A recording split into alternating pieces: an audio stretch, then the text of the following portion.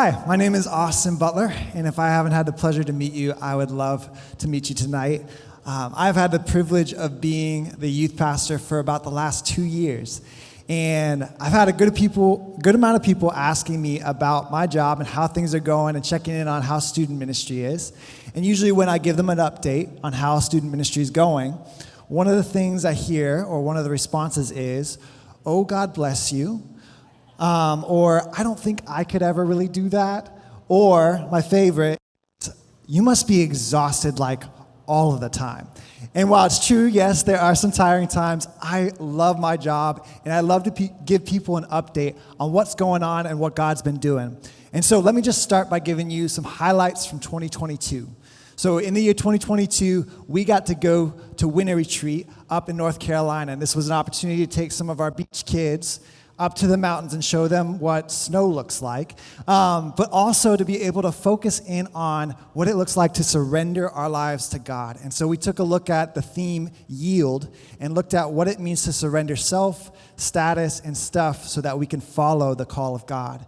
Then we got to go to summer camp in middle school and high school. We got to go to their summer camps, and it was so cool to see God work in the lives of our students and to see them be able to kind of take a step out of the craziness of life and be able to focus in on God's call on their lives. This year, we also, in November, got to celebrate Friendsgiving. There we go.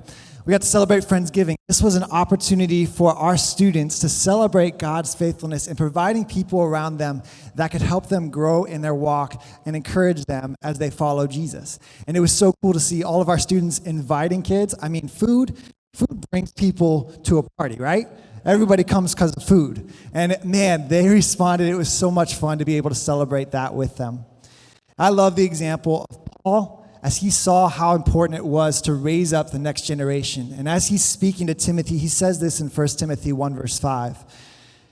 "The purpose of my instruction is that all believers will be filled with love that comes from a pure heart, a clear conscience, and a genuine faith." Our mission as a church is to see lives change, and we know that Jesus is the one that changes lives. And so our prayer is that students would have a clear conscience, a genuine faith, and that it would come from a pure heart. And so our leaders, I wouldn't be able to do this without our leaders. And let me just tell you, our leaders, man, they are some of the best around. It takes a lot of patience, it takes a lot of humility, and it takes a passion for seeing lives change. And I just want to take a moment to honor my leaders and thank them for all that they've done to serve week in and week out. So can we give them a round of applause?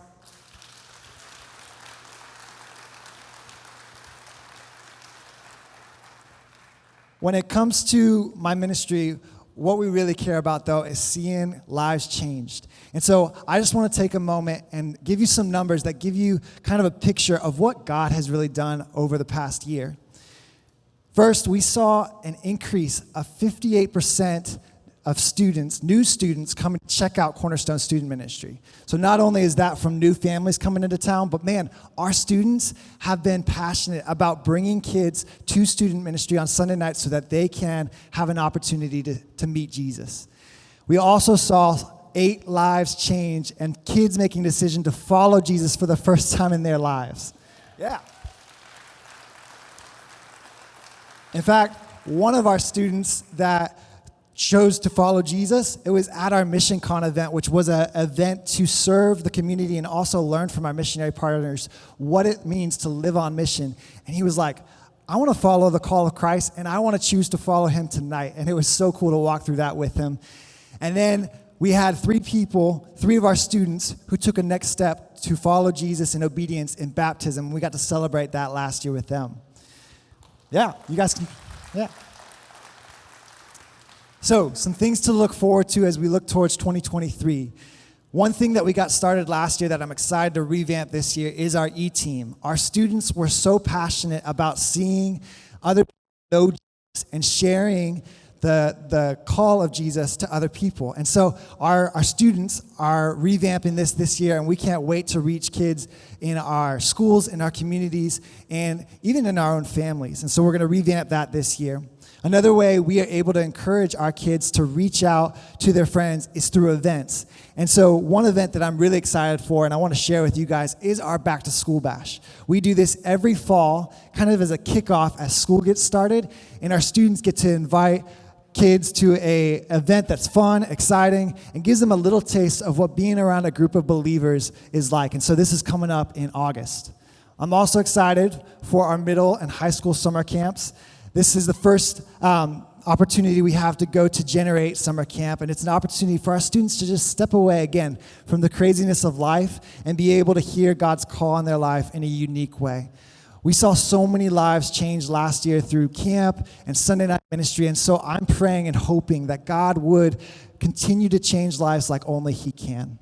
Lastly, I'm so excited because this year is the first year that we get to take a student group to another country for a missions trip since COVID. And so we are so excited for the opportunity for our high schoolers to join on mission, the people in Ecuador, with Gary and Dina Pate and Pate Ministries, as we get to go to Ecuador and show and share the love of Jesus with the people there. It's an opportunity for them to step out of their comfort zone, give up a week of their summer, and go and serve people. So I'm so honored to be able to take our students there this summer.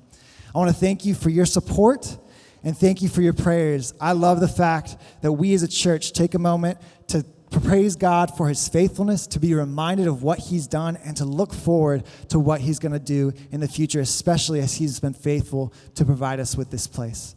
Thank you very much.